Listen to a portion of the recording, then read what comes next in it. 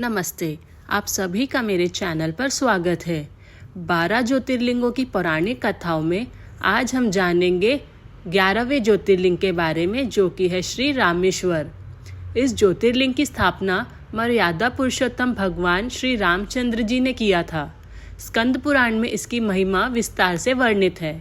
इसके विषय में ये कथा कही जाती है, जब भगवान श्री रामचंद्र जी लंका पर चढ़ाई करने के लिए जा रहे थे, तब इसी स्थान पर उन्होंने समुद्र की बालू से शिवलिंग बनाकर उसका पूजन किया था।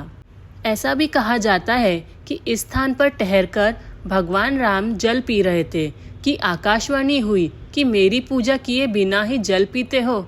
इस वाणी को सुनकर भगवान श्री राम ने बालू से शिवलिंग बनाकर उसकी पूजा की तथा भगवान शिव से रावण पर विजय प्राप्त करने का वर मांगा। शिव जी ने प्रसन्नता के साथ यह वर भगवान श्री राम को दे दिया। भगवान शिव ने लोक कल्याण के लिए ज्योतिर्लिंग के रूप में वहां निवास करने की सबकी प्रार्थना भी स्वीकार कर ली। तभी से यहाँ ज्योतिर्लिंग विराजमान है।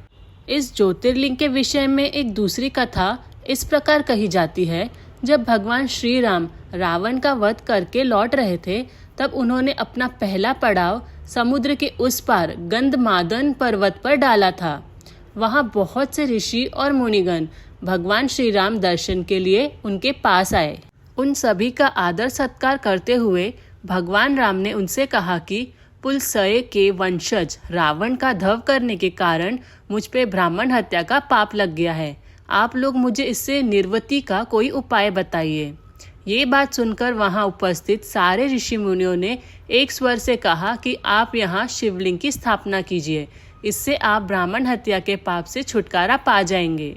भगवान श्री राम ने उनकी ये बात स्वीकार कर हनुमान जी को कैलाश पर्वत पर जाकर वहां से शिवलिंग लाने का आदेश दिया। हनुमान जी तत्काल ही वहां जा पहुंचे, किंतु उन्हें उस समय वहां भगवान शिव के दर्शन नहीं हुए। इसीलिए वे उनका दर्शन प्राप्त करने के लिए वहीं बैठकर तपस्या करने लगे। कुछ काल पश्चात शिव जी के दर्शन प्राप्त कर हनुमान जी शिवलिंग लेकर लौटे, किंतु तब तक शुभ मुहूर्त बीत जाने की आशंका से यहाँ सीता जी द्वारा लिंग की स्थापना का कार्य हो चुका था। हनुमान जी को ये सब देखकर बहुत दुख हुआ।